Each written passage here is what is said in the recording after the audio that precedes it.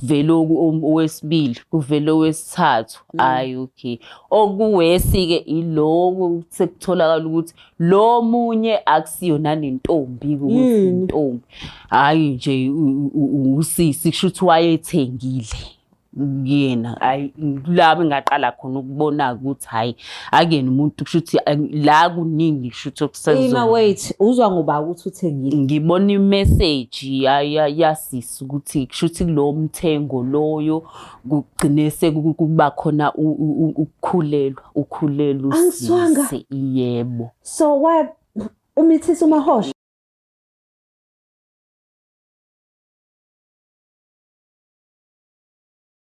Sanibingelela ababukeli beBlack Life TV kwesinye isiqephu sethu esithi ngabuyelana emendweni. Nihleli noLungsta namhlanje sivakashelwe usisi wethu othikena kunodaba afisa ukuchaza ukuthi yini le yamshisa wasegcinde sethi ngiyashiya mina phansi ngiyabuya kulomendo le phindele ekhaya. Sawubona singibingelele nababukeli emakhaya. Hayi usisi uyaphuthuma. Uyaphuthuma bengisathi ngisakubingelela nje. Unjani? Ngiyaphila unjani? Ngiyaphila. Ngisacela ungibukele lapha kwicamera ubingelela ababukele emakhaya. Usho ukuthi ubani igama nokuthi uphumaphi. Ngibingelela ababukele emakhaya igama nguNokuthula ngwangubane ngiphuma Olundi endaweni yami. Ha, phela Olundi la ngane khona. Hayi ke kushuthi kuyahlanga. Usho ukuthi nami ngizobuya. Bangabe. Usho ukuthi nami ngizobuya. Makukhona ingqinamba. Usho kanje? Yebo. Nokuthula Olundi kuphi sekhaya ukhule khona uzalelwe khona? Ngizalelwe khona. Uzalelwe khona? Yebo. Okay. Unokuthula uphuma ekhaya kanjani? Bakhona abazali, unawo ama siblings lakho dadwenu nabafowenu, omama nobaba bashadile, niphuma ekhaya kanjani nje? Shuthi mina ngokuzalwa kwami ngizalwe umama oyintombi. Eqome eduze nje kungaphesheya kumfula kushuthi kwase kuyalotsholwa nje kwase kuphuthunyiswa umshado osheshayo. Usho ukuthini ukuthi uzalwe umama oyintombi? Ngizalwe njengomlanjana ngizalwanga emshadweni. Oh, awuzalanga emshadweni. Yebo. So kodwa ushado baba wakho. Uma wami ufike nami emzini sengikhona. Okay, wait. So lapha emzini kini kodwa ubaba wakho la mshadile. Yebo. Ukuthi nje bakuthole bengakashadi. Kuthole bengakashadi. Ngithe sengikhula mina uma wami cathi uhamba ngino 5 years emzini. Ngakhula sengikhula nogogo. Okay. Wakhuliswa ugogo. So yena waqhubeka ushadile emzini. Waqhubeka yona wabuyela emuva kubo wayiphila impilo yakhe. Ima washiya naye emzini? Yebo. Hawu, na wabuya emendweni? Yebo. Hawu. So manje okay. Okay, so ubaba yena ngoba ukhuliswa ugogo? Ngikhuliswa ugogo. Isikhathi esiningi ubaba bengahlali naye ngoba ubekumuntu osebenzayo. Besebenzela kude. Behlala eThekwini nje isikhathi esiningi befika ngaleso sikhathi mhlawumbe makunemicimbi noma ezosibona kodwa nje akusiyo umuntu ebekade ngisondelene naye kangako. Nje bekuba ukuthi mhlawumbe mangivakashile engithathile ngivashile kodwa ube ushuthi washada nomunye umama. Okay. Kodwa ehlala naye khona la eThekwini. So kwakuphatha kanjani uzokuthiwa abazali bakho bahlukana ukukhuleni kwakho wasala nogogo umama wayiqhubela nempilo ubaba wayiqhubela nempilo eThekwini wena usele nogogo la? Wazizwa unjani intombazanyana ukhula? I'm sure nasesikoleni ezinye ingane ziyakhuluma zithi uma wenza ukuthi ubaba wenza ukuthi uma wenza ukuthi. Kwakungiphatha kabuhlungu. Angifuni uqamba amanga because khona enye into ebuhlungu uma ngabe abazali behlukene ile yokuthi kwesinye isikhathi nomunye usuke mangabe kufanele uzwe istory sokuthi kwenzakalani mhlampe bekhuluma abantu abadala bebodwa ngalesikhathi mhlampe kugxekwa oyedwa njengoba ngangisekhaya mina ngithi ngangisalele ekhaya kabo baba kwakuthi makukhulunywa ngoma wami kube namagama abhlungu aphumayo as much as ngangekho close naye ngoba wahamba ngisemncane kodwa kwakukhona lokho ukuthi uma wami lokukhulunywa ngaye kungiphathe kabuhlungu yabo ukuthi khona amagama ashiwoyo. Ngiyabona ukuthi sakulimaza namanje. Akukho mnandi isanzima. Akukho mnandi. Ngiyaxolisa kakhulu. Bathi-ke ake sizame ukukhuluma ngokunye-ke okwaba kuhle-ke aphathi usuhlangana nomyeni wakho. Ngiyaxolisa. Sibheke ithishu la.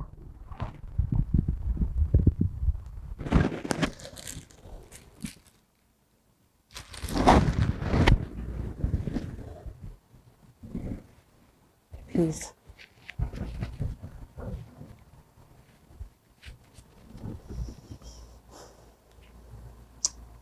Sorry. Yo, niyayibonela babukeli ukuthi-ke na ezinye iy'londa sesiy'mbazi nje kanti isakhona ziyazwela.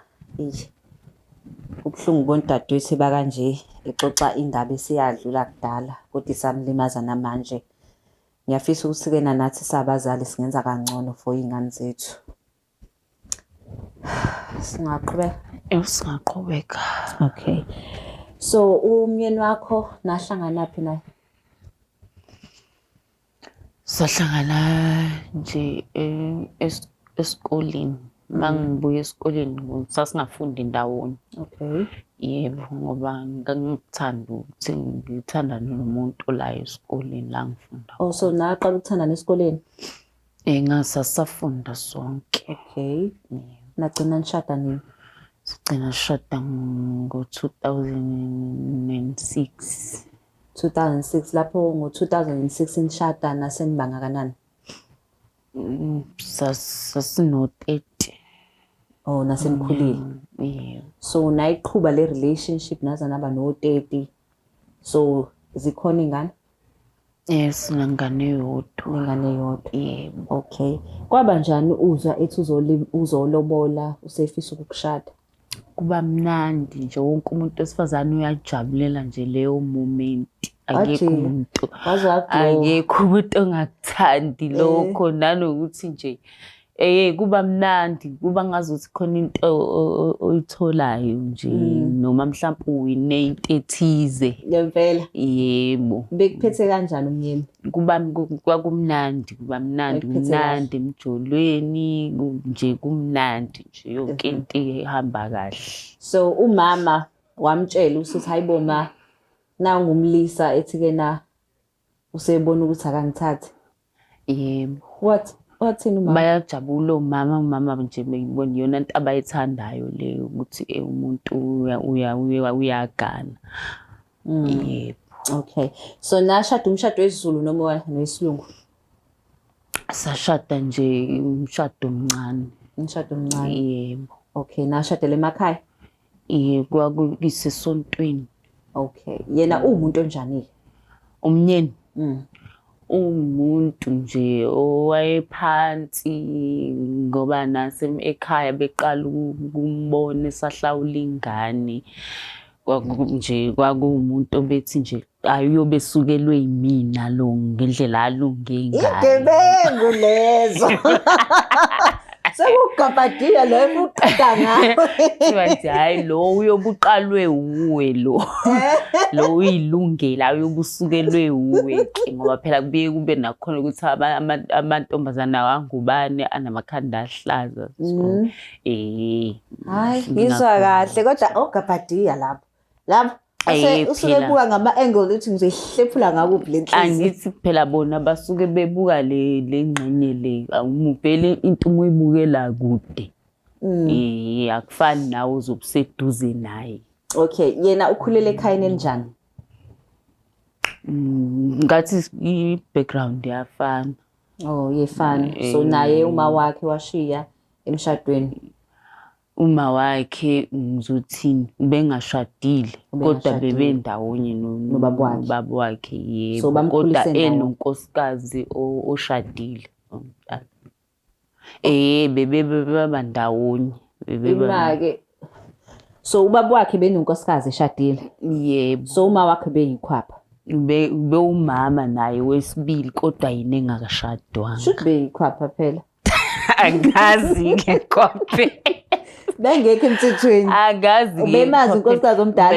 Bayazana ngoba baney'ngane nje ey'ningi naney'ngane zamama omdala ziyaxhumana futhi. So but-ke na umyeni wakho kumphatha kanjani ukuthi uma wakhe akashadiwe kodwa uyaziwa emndenini? Wayengakaze akhulume ngakho lokho. Ngicabanga ukuthi nakho akukho mnandi.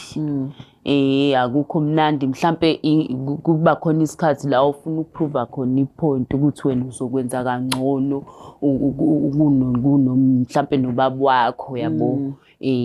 Kodwa mhlampe endleleni bese kubuye kuba khona lokho ukuthi mhlampe nawe khona la ulimele khona somehow la uqhamuka khona. Okay.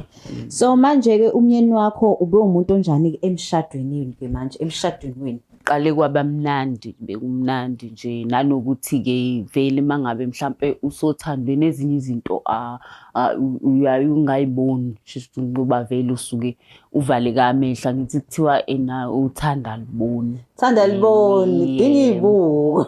Yebo okuningi-ke awusheshe ukubone ngoba vele usuke ungekho ungakulangazeleli ukugubha izinto ey'thize. Until mhlampe kuze kube khona ama-red flag-ke athize ezokwenza ukuthi cha kuze kube khona into oyinakayo ukuthi hhayi ngathi akusenjengobani kade yebo kade kwenzeka. So wena-ke ushintsho emshadweni wakho uzudecide ukuthi sengiyashiya luqhamuke nini? Luqhamuka la mangabe mhlampe uqala kube khona izinto oyibonayo or umuntu esehamba ngabe uyahamba uyogeza isikhathi esiningi akahlukani nefoni umuntu mase kukhona into ayenzayo. Ifoni yakhe nje ngeke uyithole ifoni isendlini yena ephandle maye ephuma noma ngathiwa uyaphi uyocama etoilet uhamba nefoni.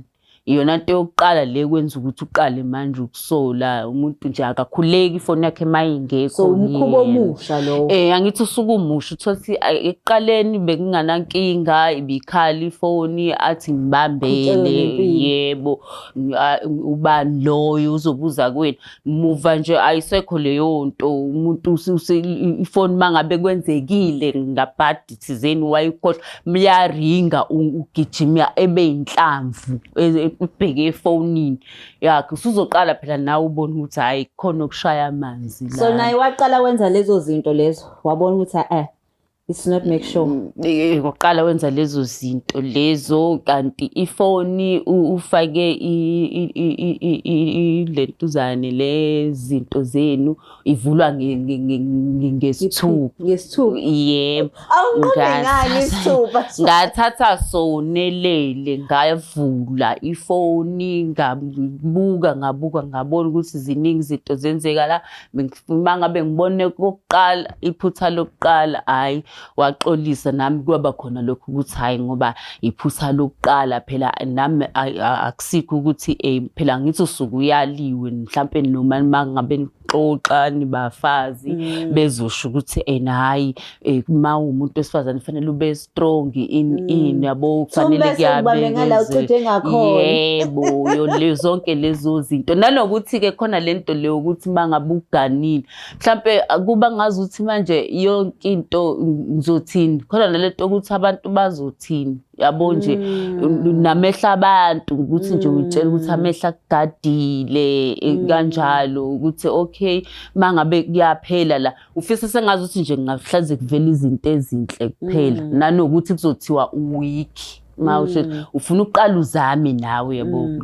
Manje yini nje ongayikhuluma eya stand out kulama phone lo owayibona wathi yabona ke le ngayibona umjolo wokuqala yeah ngathi okay wakhuluma waxolisa, hayi ngeke kuphinde kwenzeke, hayi-ke nami ngehlisa umoya ngobani phela nami umuntu ngiyamthanda futhi phela bese ngizinikela ngithi hayi makuphinde ngibone ukuthi hayi sengizohlala phela ngithi vele sekukhona sekuke kwenzeka sizohlala ngile ngide ngiyoluza efonini ukuthi akukho yini okusha. Hayi bokuzophela isikhathi usuke sakulalisa nje senzela ukuthi shuthi mangabe usisebona ukuthi usumxoleli usuyabo seku-right userelaxile uzophinda futhi kushuthi phela vele inkinga phakathi ukuthanda amantombazana nayo okay vele owesibili kuvele owesithathu hayi okay okuwesi-ke iloko sekutholakala ukuthi lo munye akusiyona nentombi ukuthi intombi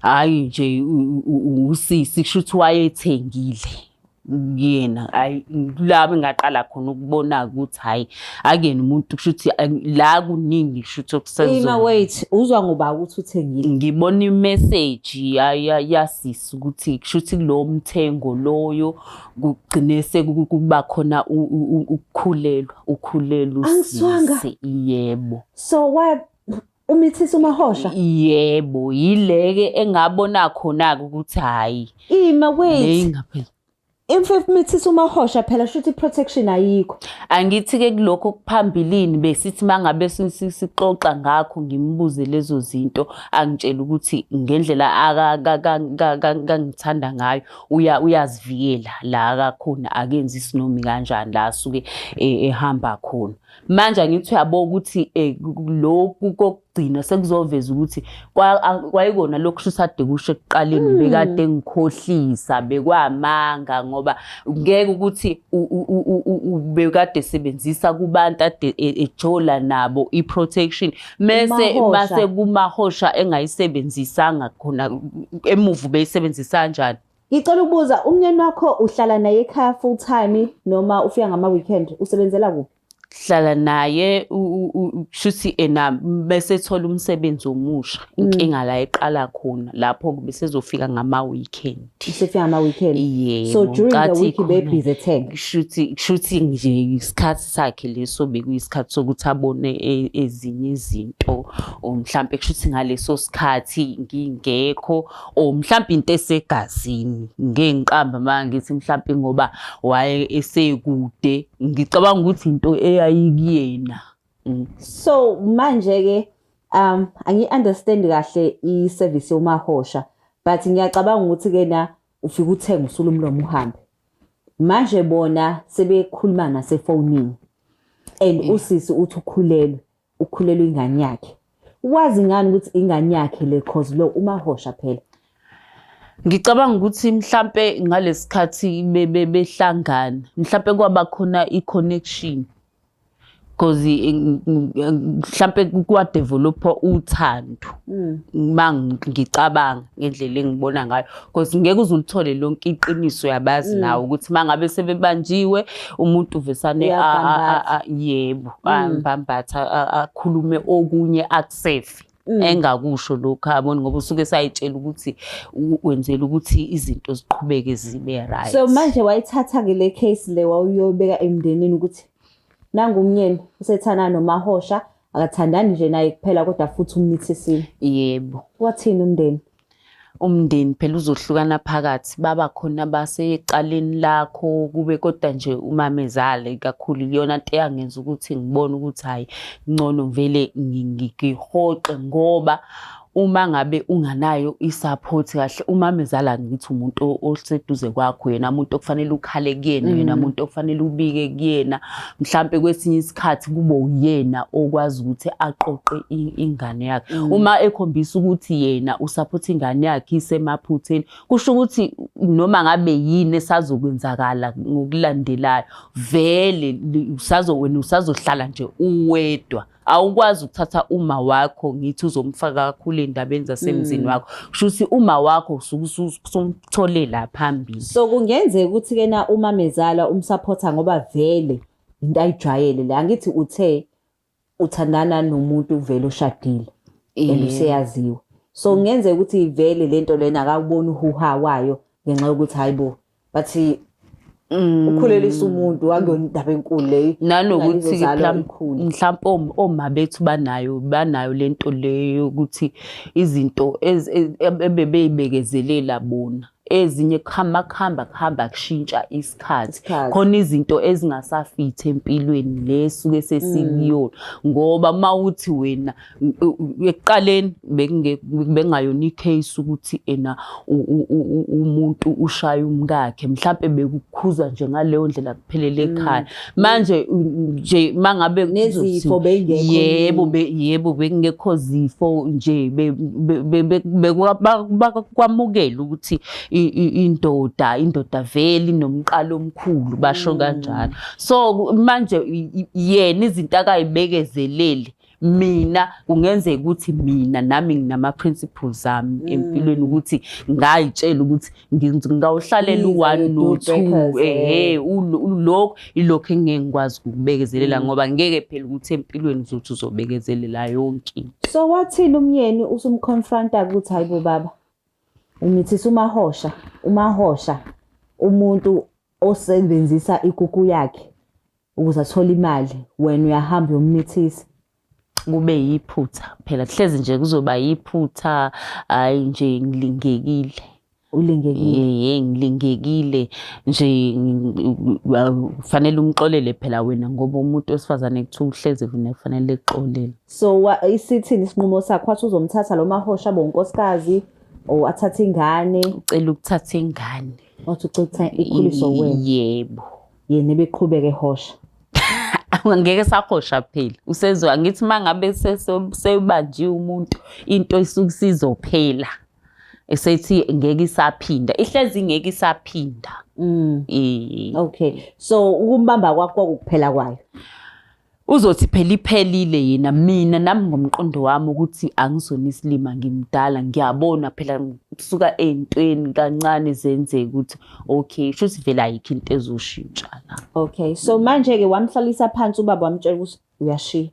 Ngamtshela ngamtshela ukuthi ngiyabona ukuthi kwamina ngiphephile la ngendlela ayiphethe ngayo usuke wayo uyocheck istatus sakho vele ngenhlanhla ngacheck qala ngabona ukuthi ngisa right ila engathatha khona isinqumo sokuthi angiphume la ngiphila awuphuma uphile ngoba vele ngesikhathi sengibonile ukuthi akuhambi kahle kwasekuqaleni isikhathi esiningi vele kwasingase ngikhetha nganginakho ukuthi thina asivikele thina ngoba angithembi noma ecomplain ayi phela ukuthi kanjani ngoba umuntu mangabe wazi ukuthi mawumfazi wakhe nje yonke into kufanele kwenzeke lethando yena. So wabuyelela ekhaya noma wathola indawo yakho? Ngathola indawo yami. Ingane ihlala kuwena noma ihlala kagogo? Ihlala kumina. Why wena ungayishiya ngakagogo njengoma wakho? Hayi ngiyathanda ukuthi abantu abakhule eduze kwami ngingafani nami mina abazali bami engikhule nginganayo ibond nabo ngoba mangabe kufanele mhlambe ngingathi ngichaze kakhulu ngiqala ukubafunda ukubazise ngimdala ikakhulukazi uma wami anginayo ibond naye umuntu uma kufanele ngikhulume ngoma wami ngikhuluma ngogogo wami. Okay, so ubaba unayo relationship nengane? Uyayithanda ingane kodwa ke phela ngoba uganiwe futhi isikhathi esiningi useganiwe futhi ubaba kwahamba wathola omunye umama washada naye wadivorce wathola omunye kokhona ngisho ubaba wasekhaya hayi ubaba wengane hayi unayo ubaba wengane irelationship nengane uyayibona useganile hayi akakaganwa ke bengithi usho ubaba wami ngisho ubaba useganile wena ke ngaseqhamuka omunye ethi hayibo ntokazi ngiyayiphekela ngilala ngedwa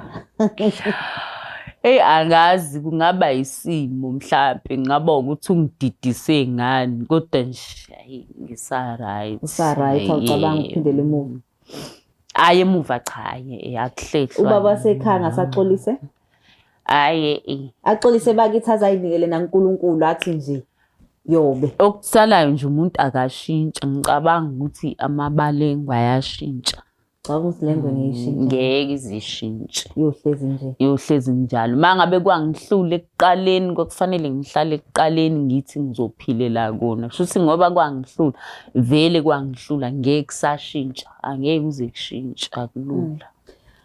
Awusho-ke ekhaya-ke angisasho-ke manje ukuthi advisor ungathini kumuntu wesifazane. Uthini kumuntu wesilisa obhizi othenga omahosha kodwa eshadile. Uthini kuyena ohleli lapha ekhaya obukayo othi right now yimina engithenga omahosha. Uthini umuntu wesilisa othenga omahosha kodwa uthola ukuthi kena we-committed relationship or ushadile. Into engicabangayo mhlampe eyenza lokho ukuthi kuze kufike lapho ekuthenini abantu begcina bephumela ngaphandle beyothenga. Ngicabanga ukuthi mhlampe siyasaba ukuxoxa. Okokuqala nje mangabe usemshadweni kufanele ukuthi kube unomngani wakho. So makuwumngani wakho kulula ukukhuluma ngayo yonke into. Okokuqala nje ucansi liyaxoxa. Alube semlonyeni ngoba ngalesikhathi kushuthi khona lento le ongeke ukwazi ukisho kumina ocabanga ukuthi uzofika uyithole lapha kalula ngoba mhlambe asondeleni ngaleyo ndlela ukuthi sixoxe kanti mangabe nikhuluma into uyazi umuntu ukuthi uthokoziswa yini ikuphi la akathinti yebo ikuphi la athinteka khona kalula yini into ayithandayo yini into angayithandi wayilona ucathi ngoba asifani nemizimba yethu ayifani so ngenzeka ukuthi ejabulisa mhlawumbe umuntu engangisuka kuyena esenginaye ngeke izimjabulise yena naye unendawo yakhe la athinte la akathintwa khona azizwe manje mani ngayixoxi leyo nto vele ngeke kuze kube mnandi.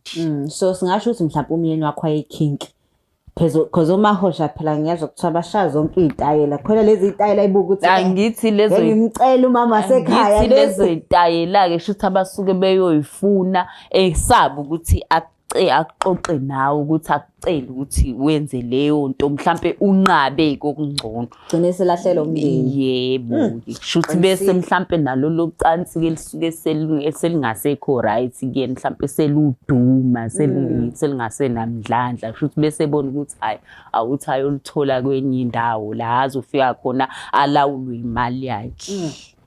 Hayi nayizwela ke babukele emakhaya akukhulunyweni bakithi nezinto esingekho comfortable akukhulunyweni uthi udadewethu lana kena khulumani ngocansi khulumani ngezinto enizifunayo ngoba uyabuka ukuthi shuthi khona lento ayeyifuna kodwa engakwazi ukuthi akhulume ngayo naye. So mawukhona lento oyifunayo khuluma nopartner wakho mtshela ukuthi athini ama desires akho mtshela ukuthi wena ufunani ngathola ungamangala ungayithosa umangala nje ukuthi naye ucabanga the same thing but akazi ukuthi uzok-approacha kanjani. Siyabonga kakhulu babukele emakhaya ukuthi nibe nathi namhlanje kwisiqephu esithi ngabuyelana emendweni. Sinithanda kakhulu su Black Life TV ngulungistar ngithi nisale kahle. It's the Black Life TV.